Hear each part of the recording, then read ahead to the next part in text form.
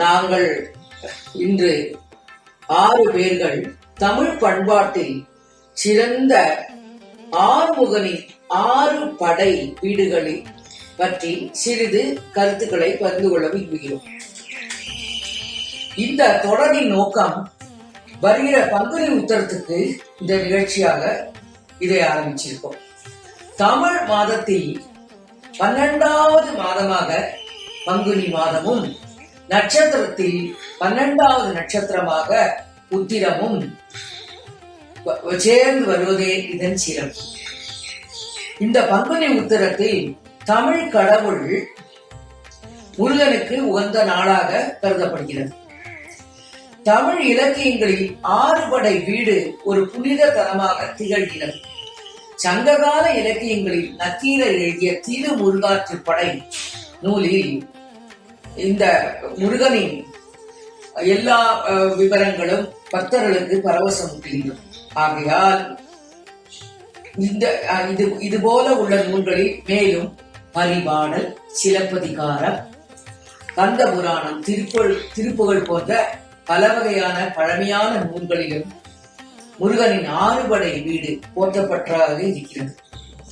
இந்த 6 படை வீடு திருப்பரங்குன்றம், திருச்செந்தூர், பழனி, சுவாமிமலை, திருத்தணி, பழமுதிர்ச்சோலை என்பதாகும். அப்ப சங்ககால பாரம்பரியத்தில் இயற்கை வாழ்க்கை 5 திணைகளாக பிரிக்கப்பட்டிருக்கிறது. குறிஞ்சி, முல்லை, மருதம், நெய்தல், பாலை. இதில் குறிஞ்சி திணையின் கடவுள் முருகப்பெருமான். பங்குனி மாத பௌர்ணமியும் உத்திர நட்சத்திரம் இணையும் நாளையே பங்குனி உத்திரம். இந்நாளில் முருகப்பெருமான் தேவசேனையை திருமணம் புரிந்த நாளாகும். இத்தகைய சிறப்பு வாய்ந்த இந்த நாளில் நாங்கள் காமாட்சி மாதர் சங்க பெண்கள் 6 பேரும் 6 படை வீடுகளை பற்றி பேசியிருக்கிறோம். வாருங்கள், ஒவ்வொரு வீட்டிற்குள்ளும் போய்விட்டு வருவோம். 6 படை வீடுடைய ஆறுமுக நாதனுக்கு அரகரோகரா, வெற்றிவேல் முருகனுக்கு அரகரோகரா, இரவேல் முருகனுக்கு அரகரோகரா. நமஸ்காரம்.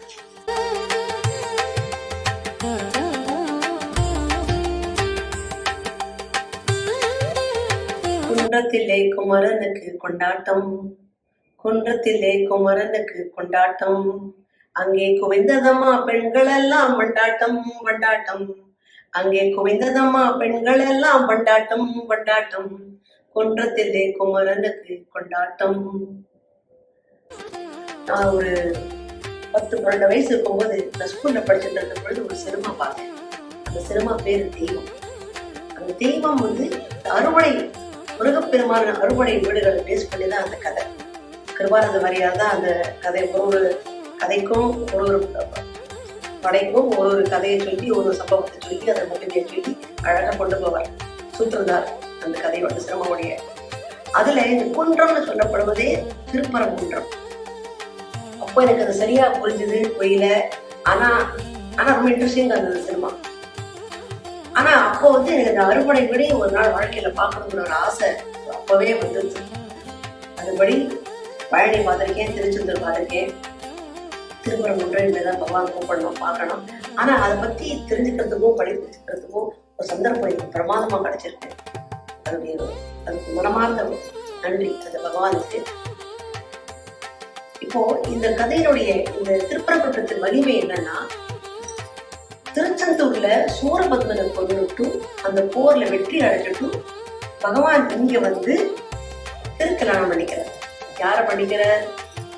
இந்திரனுடைய மகள் தேவசேனா. தேவசேனாபதே ஸ்கந்த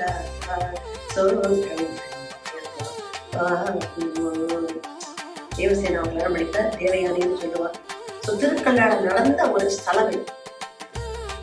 திருப்பரங்குன்றம் மதுரையில இருந்து பக்கத்துல இருக்கு. திருக்கல்யாணம் நடந்தது என்னன்னாக்க, இந்த திருக்கல்யாணம் நடக்கும்போது என்ன, அந்த கல்யாணத்துக்கு எல்லாரும் வரா.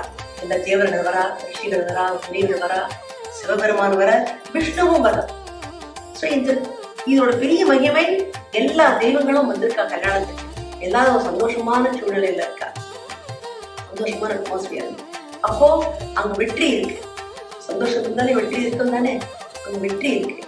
அப்போ இந்த இடத்துல இது முதல் இடமாக கருதப்படுகிறது. அறுபடை படைகள்ல பக்தர்கள் தன்னுடைய பிரயாணத்தை தொடங்கும்போது இதுவே முதல் ஒரு ஸ்தலமாக ஆரம்பிச்சு இங்கேருந்து மற்ற ஸ்தலங்களுக்கு போவான்.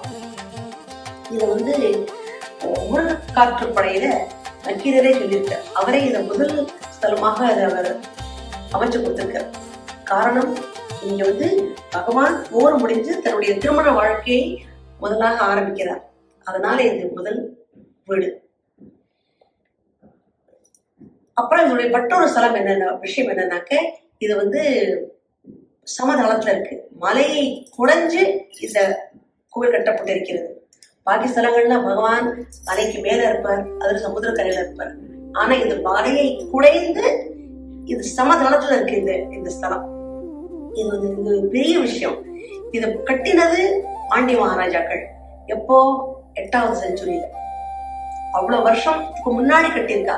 அதுக்கும் முன்னாடியே இந்த திருமண கல்யாணம் நடந்து திருமணம் எவ்வளவோ பக்தர்கள் போய் இருந்து அவ்வளவு வருஷமா இருக்குன்னா எவ்வளவு பக்தர்கள் எவ்வளவு நம்பிக்கை வச்சு இந்த கோவிலுக்கு வர. அப்படி ஒரு சக்தி வாய்ந்த கோவில். கல்யாணம்காக வேண்டிக்கிறவாலும் சரி, குழந்தை பேருக்காக வேண்டிக்கிறவாலும் சரி, எல்லாருமே இந்த ஸ்தலத்துக்கு வழியிடாக்க அந்த காரியம் நிச்சயம் ஜெயமாகுங்கிற ஒரு நம்பிக்கை இருக்கு. 2வது, இது பாடல் பெற்ற ஸ்தலம். எப்படி?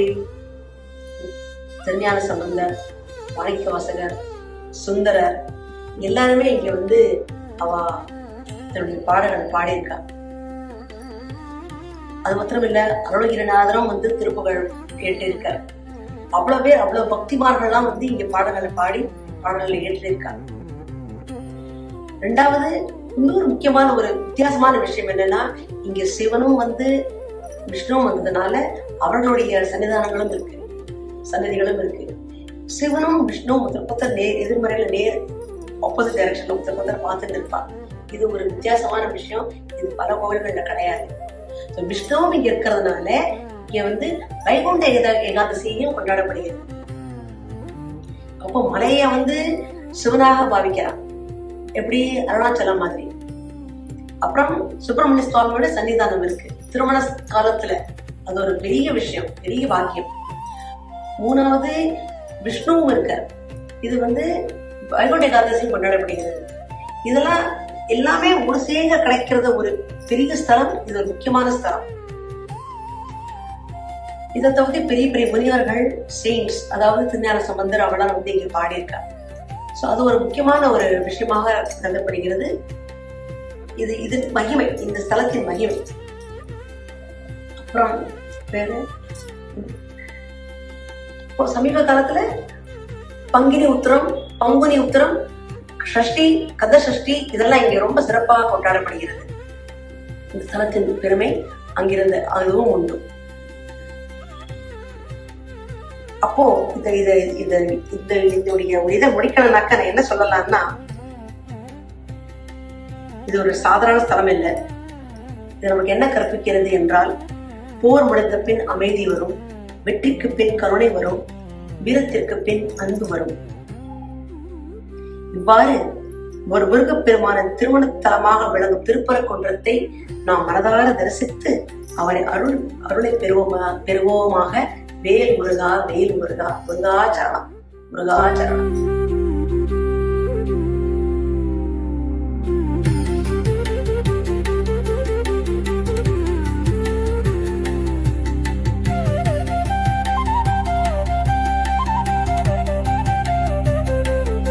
எல்லோருக்கும் வணக்கம். இந்த பங்குனி உத்திர நன்னாளில் எனக்கு இஷ்ட தெய்வமான முருகப்பெருமானின் 2ஆம் படை வீடான திருச்செந்தூர் பற்றி எனக்கு தெரிந்த சில தகவல்களை தும்பிக்கையானை வணங்கி நம்பிக்கையுடன் கூறுகிறேன். முதலில் திருச்செந்தூர் படை வீடு பற்றிய ஒரு பாடல். அலைகடல் துதி பாடும் அழகு செந்தூர் கடலில், அலைகடல் துதி பாடும் அழகு செந்தூர் கரையில், ஆறுமுகன் அரசாங்கம் இகபர இன்ப சுகம். ஆறுமுகன் அரசாங்கம் இகபர இன்ப சுகம். அன்னை சக்தி வேல் பெற்று அசுரரை இரண்டாக்கி. அன்னை சக்தி வேல் பெற்று அசுரரை இரண்டாக்கி. ஆசனம் மயிலாக ஆடும் கொடி சேவலாக. ஆசனம் மயிலாக ஆடும் கொடி சேவலாக. வானவர் குறை தீர்க்க வள்ளி தேவ சேனையுடன் வடிவேலன் திருக்கோலம் வடிவமைந்த படை வீடு. வானவர் குறை தீர்க்க வள்ளி தேவ சேனையுடன் வடிவேலன் திருக்கோலம் வடிவமைந்த படை வீடு. இரண்டாம் படை வீடு திருச்செந்தூர் என்னும் படை வீடு.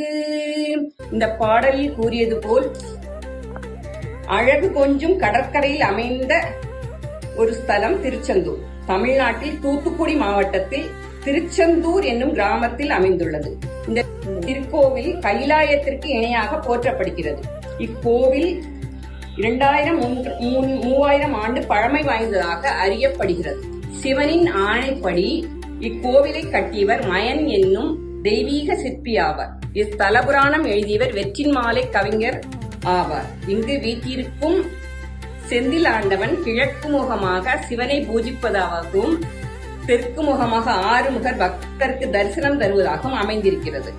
ஆதிசங்கரர் தனது வயிற்று வலிக்காக திருச்செந்தூர் வந்து சுப்பிரமணிய புஜங்கம் பாடி தன்னுடைய வயிற்று வலியிலிருந்து விடுபட்டார் என்று சரித்திரம் கூறுகிறது.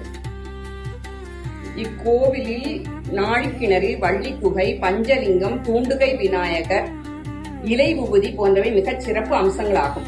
செந்தில் ஆண்டவனின் திரு உற்சவங்களில் ஆவணி மாசி திருநாள், பங்குனி உத்திரம் மற்றும் கந்தசஷ்டி வெகு சிறப்பாக நடைபெறுகிறது.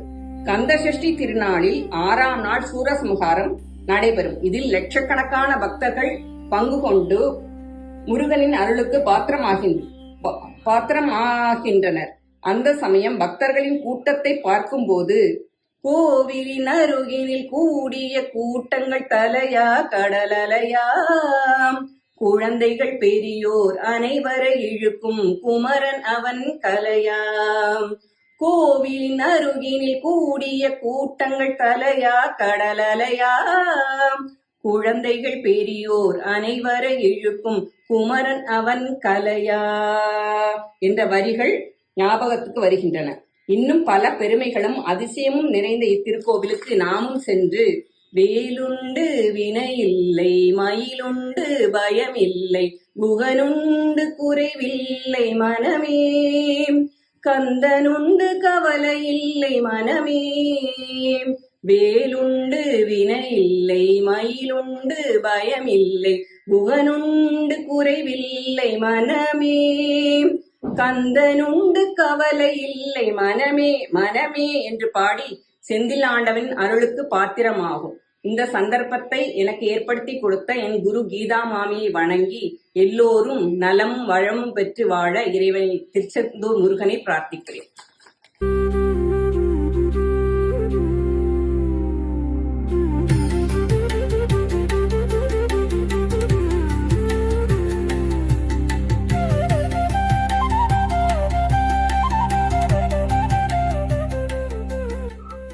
முருகாச்சரணம்.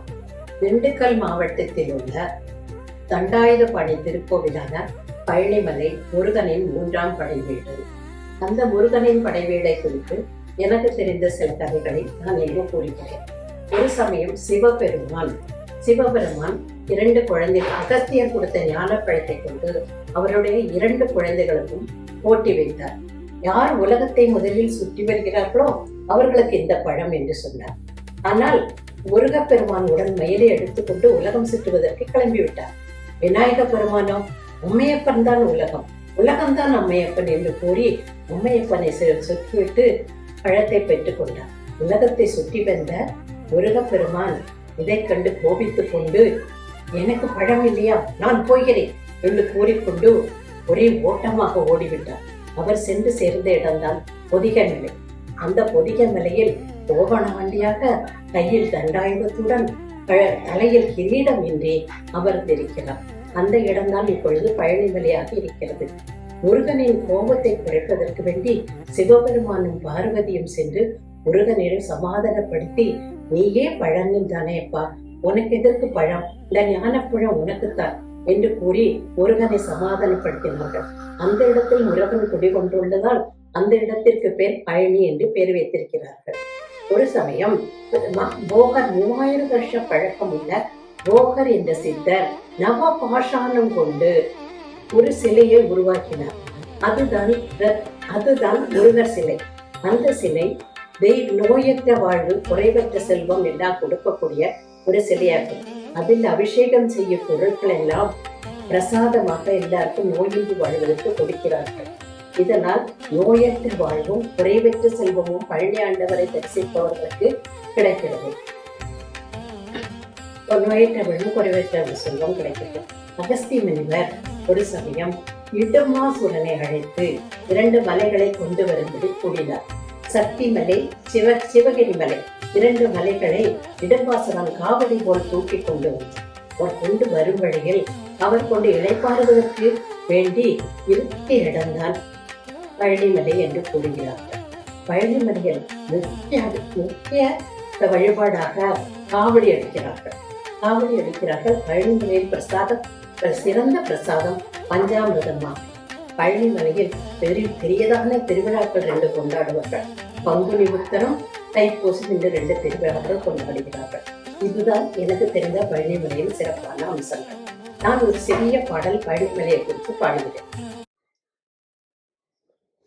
பழனிமலை முருகா, பழனி திரு குமரா, பழம் ஒன்று எந்தனுக்கு தா, ஞான பழம் ஒன்று எந்தனுக்கு தா, இளமை நில்லாமல் யாக்கை நிலையாமல், வளமையோ செல்வமோ நலம் ஒன்று தாராமல், நிலைமை இதுவாக தலைமை பொருளாக, நிம்மதியை எந்தனுக்கு தா முருகா, நிம்மதியை எந்தனுக்கு தா முருகா.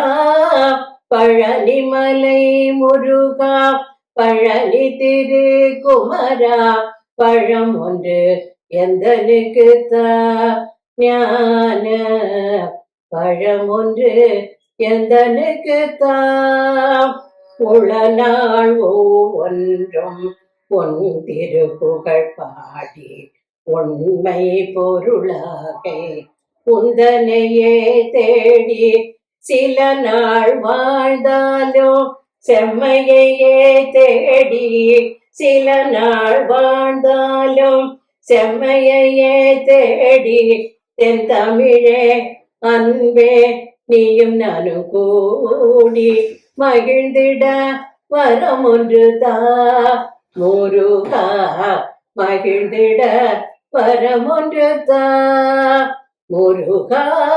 பழனிமலை முருகா, பழனி திரு குமரா, பழம் ஒன்று எந்தனுக்கு தா, ஞான பழம் ஒன்று எந்தனுக்கு தா.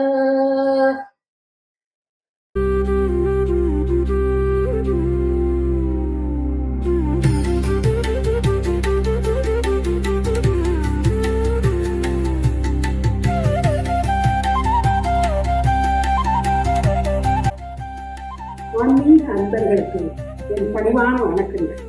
இந்த பங்குனி உத்திர நன்னாளில் நாம் பேச போவது முருகனின் 4வது படலிலும் உங்கள் குல தெய்வமுமான சுவாமிமலை பற்றி. இத்தலம் தமிழ்நாட்டின் கும்பகோணத்திலிருந்து 9 கிலோமீட்டர் தொலைவில் இருக்கிறது. சோழ மன்னர்களால் கட்டப்பட்டது. மகாமண்டபத்தில் மயிலுக்கு பதிலாக முருகனுக்கு இந்திரனால் வழங்கப்பட்ட ஐராவதம் என்னும் யானை இருக்கிறது. இத்தலத்தின் புராண பெயர் திருவேரகம். சுவாமிமலை இயற்கையான மலை அல்ல. ஏராளமான கருங்கற்களை கொண்டு கட்டப்பட்ட ஒரு மாடக்கோவில். இனி தலத்தின் தலபுராணம் பற்றி பார்ப்போம். படைப்பு தொழிலில் ஆணவம் முற்றியிருந்த பிரம்மா ஒருமுறை முருகப்பெருமானை சந்திக்க நேர்ந்தது.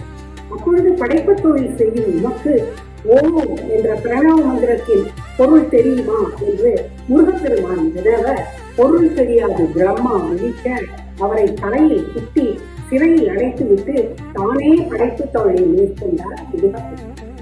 பின் தந்தை சிவனாரின் வேண்டுகோளுக்கு இணங்க பிரம்மாவை விடுதலை செய்தார். பிறகு ஈசன் ஓம் என்ற பிரணவ மந்திரத்தின் பொருளை தனக்கு கூறுமாறு சிஷ்யரின் நிலையில் அமர்ந்து உபதேசம் கேட்டார். இவ்வாறு சிவபெருமானுக்கே குருநாதன் ஆனதால் அவனை சுவாமிநாதன் என்றும் பரமகுரு என்றும் தகப்பன் சாமி என்றும் போற்றியிருக்கிறோம். இக்கோவிலில் மொத்தம் 60 படிகள் ஏறி மூலவரை தரிசிக்க வேண்டும்.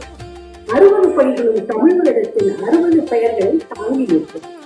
ஒவ்வொரு தமிழ் வருட தேவதையும் படியாக நின்று ஐயனை தியானிப்பதாக அறிவித்தார். இன்று ஒவ்வொரு வருடமும் ஆங்கில புத்தாண்டு தினத்திலும் தமிழ் புத்தாண்டு தினத்திலும் எல்லா படிகளுக்கும் புது வஸ்திரம் சாத்தி தேங்காய் உடைத்து பாடல்கள் பாடி பூஜை செய்து வெகு விமரிசையாக நடத்தப்படுகிறது. முருகப்பெருமான் அலங்கார சிறப்புடையவர். இத்தலத்தில் சுவாமிநாதன் 4.5 அடி உயர நின்ற கோலத்தில் கம்பீரமாக காட்சியளித்தார். வலதுகரத்தில் 2000 தரித்து இடது கரத்தில் தொடையில் வைத்து சிரசில் மூர்த்துவ சிகாமுடியுடன் மார்பிலில் பூண்டும் ருத்ராட்சமும் விளங்க கருணாமூர்த்தியாக காட்சி தருகிறார். முகத்தில் ஞானமும் சாந்தமும் தவழ்வதை காணும் கண்குளிர பார்க்க முடிகிறது. கருவறையை கூர்ந்து கவனித்தால் சுவாமிநாத சுவாமி நின்றிருக்கும் வீடம் சிவலிங்க ஆவுடையாகவும் அதன் மேல் எழுந்தருளி இருக்கும் சுவாமிநாத மூர்த்தி பானலிங்கமாகவும் காட்சி தருகிறார். இதிலிருந்து சிவனும் முருகனும் வேறு வேறு இல்லை என்பது நமக்கு புரிகிறது. இச்சாசக்தி, ஞானசக்தி, கிரியாசக்தி மூன்றும் சேர்ந்த வஜ்ர வேலுடன் காட்சி தருகிறார். நெல்லி மரம் தல விருட்சமாகும். ஒருமுறை பார்வதி தேவியின் சாபத்தை போக்க பூமாதேவி இத்தலத்திற்கு வருகை தந்து சாபத்தை போக்க தவம் இயற்றி விமோசனம் கிடைத்த பிறகும் தலத்தை விட்டு பிரிய மனம் இல்லாமல் நெல்லி மரமாக நின்றதாக ஐதீகம். வைகாசி விசாகம் ரொம்ப சிறப்பாக கொண்டாடப்படுகிறது. இன்னும் பிற விழாக்கள் கார்த்திகை, தைப்பூசம், பங்குனி உத்திரம் போன்றவை. திருப்புகழ், திருமுருகாற்றுப்படை முதலிய தலம் பற்றிய பாடல்களை முறையே அருணகிரிநாதர், நக்கீரர் போன்றோர் பாடுகிறார்கள். மேலே மூலவர் சுவாமிநாதர் சுப்பையா, கீழே மூலவர் சுப்பரேஸ்வரர், தாயார் மீனாட்சி அம்மா, உற்சவர் சண்முகநாதர், வள்ளி தெய்யாளி. இந்த பங்குனி உத்திர நன்னாளில் சுவாமிநாதனை வணங்கி அவன் அருள் பெறுவோம்.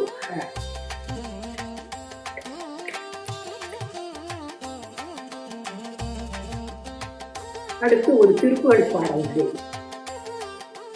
ஆறுமுகம் ஆறுமுகம் ஆறுமுகம் ஆறுமுகம் ஆறுமுகம் ஆறுமுகம் என்று கூறி ஆதமணி மாதவர்கள் பாதமதர் சோடும் அடியார்கள் பதமே துணைய வென்று நாளும். ஆதமணி மாதவர்கள் பாதமதர் சோடும் அடியார்கள் பதமே துணைய வென்று நாளும். ஏழுமயிவாதனவு காசரவனாயனது ஈசனெனமான முனதென்று மோதும். ஏழைகள் வியாக்குலமி தேகனவினாவினுடன் ஏவர் புகழ்வார் மறையும் என் சொல்லாதோ. நீருபடுமாழை பொரு வேலியவவேலி நீலமயில் வாத உமை தந்த வேளே. நீச கடமோடனது தீவினையெல்லாம் மடிய நீடு தனி வேண்டிடும் அடங்கல் வேளாம். சீறி வருமாறவுடாவியும் ஆணிமுக தேவ துணைவாசி கரி அண்ட கூட. சீறி வருமாறவுட ஆவியுடு ஆணிமுக தேவ துணைவாசி கரி அண்ட கூட. சேருமழகர் பழனி வாழ்குமரனே பிறன தேவர் வரதா முருக தம்பிரானே. சேருமழகர் பழனி வாழ்குமரனே பிறன தேவர் வரதா முருக தம்பிரானே. தம்பிரானே முருக தம்பிரானே தம்பிரானே முருக தம்பிரானே தம்பிரானே முருக தம்பிரானே தம்பிரானே முருக தம்பிரானே முருகா முருகா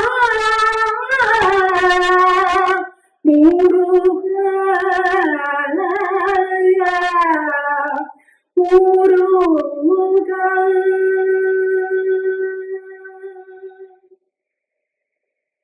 முருகா.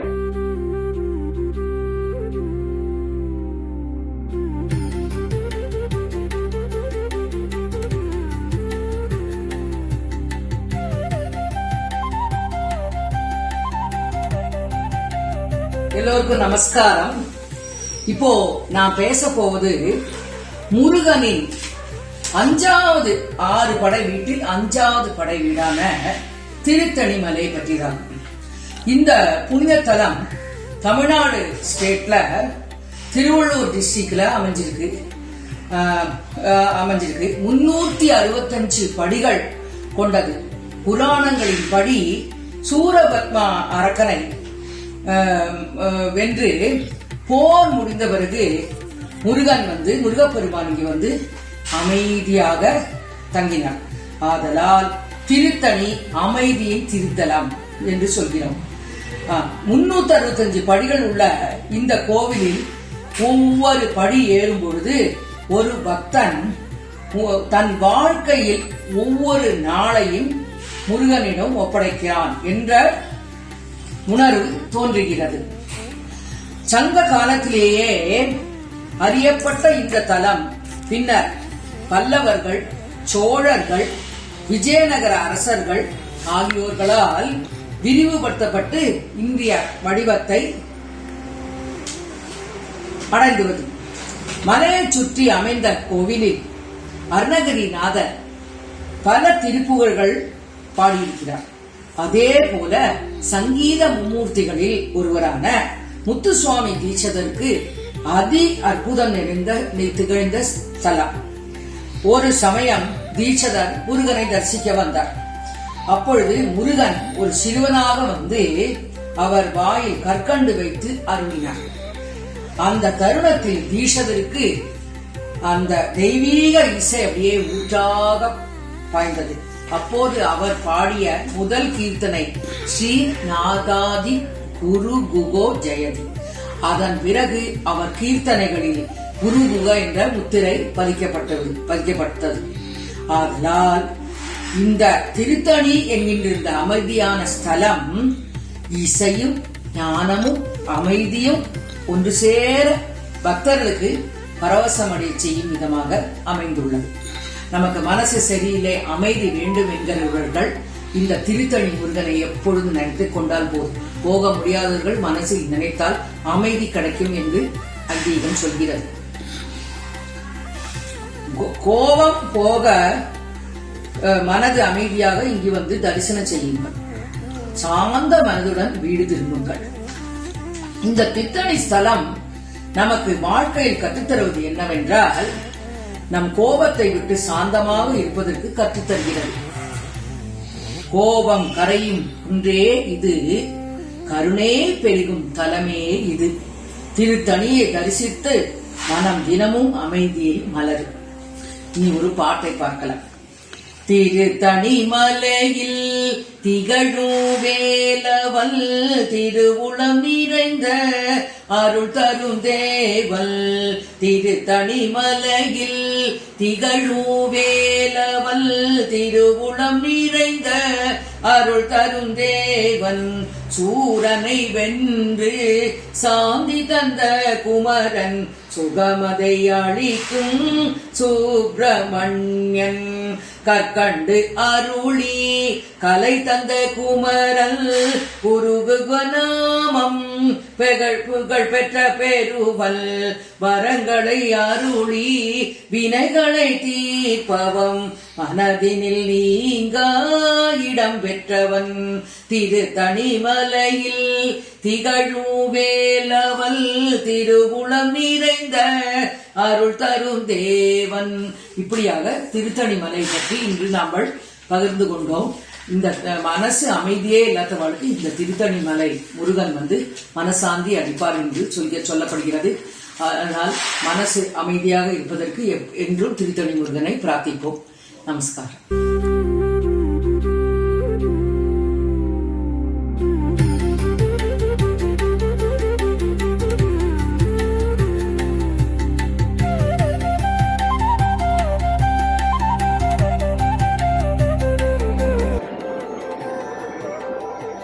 நமஸ்தே. பழமுதிர்ச்சோலை. பழமுதிர்ச்சோலை முருகனின் 6வது படைவீடாகும். இது மதுரையில் உள்ள அழகர் கோவில் உச்சியில் அமைந்துள்ளது. பழம் உதிர் சோலை, அதாவது பழங்கள் முதிர்ந்து சிதறி விழும் சோலை. அதனால்தான் பழமுதிர் சோலை என்று அழைக்கப்படுகிறது. இது சோலைமலை என்றும் அழைக்கப்படும். இவ்விடம்தான் முருகப்பெருமான் அவ்வை பிராட்டிக்கு ஞானம் புகட்டினார். ஒருமுறை பிரயாண களத்தில் அவ்வை பிராட்டி இந்த ஸ்தலத்திற்கு வந்த பொழுது நாவல் மரத்தின் மீது அமர்ந்திருக்கும் சிறுவனிடம் தனக்கு சில பழங்கள் தருமாறு கேட்டார். அங்க அமர்ந்திருந்த சிறுவன் தங்களுக்கு சுட்ட பழம் வேண்டுமா சுடாத பழம் வேண்டுமா என்று கேட்க, பாட்டி யோசித்து விட்டு பழங்களில் ஏது சுட்ட பழம் சுடாத பழம், சரி சுட்ட பழமே கொடு என்று கேட்க, அந்த சிறுவனும் நாவல் மரத்தை உலுக்கினான். உலுக்கியவுடன் பழங்கள் சிதறி விழுந்தன. பாட்டி ஒவ்வொன்றாக அதை எடுத்து அதில் ஒட்டியிருந்த மணலை ஊதினார். அப்பொழுது அந்த சிறுவன், என்ன பாட்டி பழம் சுடர்தா என்று கேட்டார். உடனே ஞானம் வந்தவளாக அந்த பாட்டி முருகன் என்று உணர்ந்து கொண்டு முருகனை பற்றி பாடல்கள் பாடி அவருடைய தரிசனமும் கிடைக்கப்பெற்றார். இந்த ஸ்தலத்தில் முருகர் வள்ளி தெய்வானியுடன் தெய்வ திருமகனாக காட்சியளிக்கிறார். இந்த ஸ்தலத்தை பற்றி அருணகிரிநாதர் தன்னுடைய திருப்புகழில் பாடல்கள் பாடியிருக்கிறார். இஸ்தலத்தில் ஸ்கந்த சஷ்டி, தைப்பூசம், வைகாசி விசாகம் போன்ற விழாக்கள் சிறப்பாக நடைபெறுகின்றன. நாம் இப்பொழுது ஒரு பாடலை பார்ப்போமா?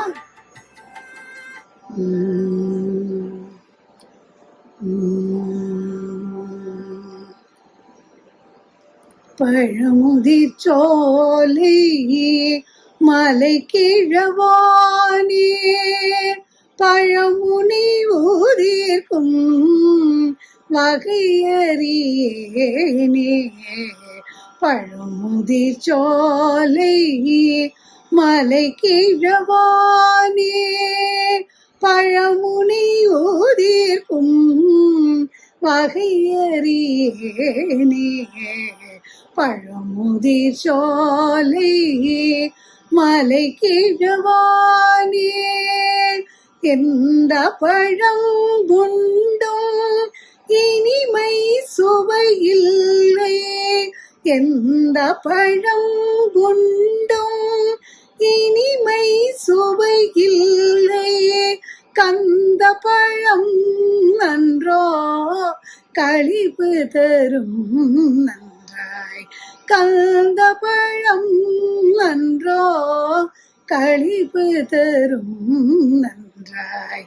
பழமுதிர் சோலை மலை கிழவானே பழமுனி ஊதிர்க்கும் வகையறியேனே. பழமுதிர் சோலை மலை கிழவானே பூவகிரு கையிலே தேவா உனை அறியேன்.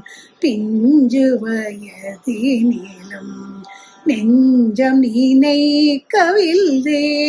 பூவகிரு கையிலே தேவா உனை அறியேன். பிஞ்சு வயதினிலும் நெஞ்சம் நினைக்கவில்லை காயாயிரு கையிலே ஓயாத வேலையா காயாயிரு கையிலே ஓயாத வேலையா பழமாய் வந்து விட்டேன் காத்திட வேண்டும் என்னை பழமாய் வந்து விட்டேன் காத்திட வேண்டும் என்னை பழமுதிர் சோலை மலை கிழவானே பழமுனி ஊதிர்க்கும் வகையறியேனே பழமுதிர் சோலை மலை கிழவானே ஏ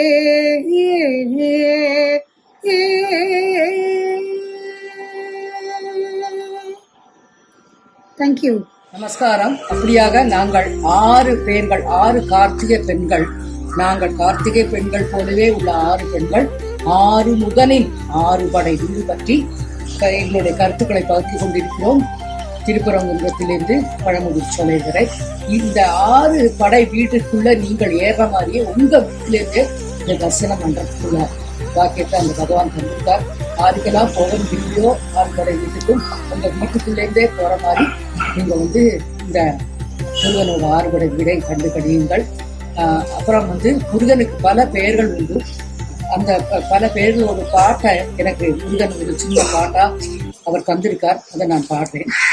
எத்தனை பெயர் உண்டு முருகா எத்தனை பெயர் உண்டு கந்தா என்று பெயர் உண்டு கருணை பொழிவாய் அது கொண்டு குமரா என்று பெயர் உண்டு குறைகள் தீர்ப்பாய் அது கொண்டு எத்தனை பெயர் உண்டு முருகா எத்தனை பெயர் உண்டு பாலா என்று பெயர் உண்டு பாவங்கள் போக்கீர்ப்பாய் அது கொண்டு வேலா என்று பெயருண்டு வினைகள் தீர்ப்பாய் அது கொண்டு எத்தனை பெயருண்டு முருகா எத்தனை பெயருண்டு உனக்கு எத்தனை பெயருண்டு சரவண என்று பெயருண்டு சங்கடம் தீர்ப்பாய் அது கொண்டு கார்த்திகேயா பெயருண்டு கீர்த்தி தருவாய் அது கொண்டு எத்தனை பெயருண்டு முருகா எத்தனை பெயருண்டு உனக்கு எத்தனை பெயருண்டு.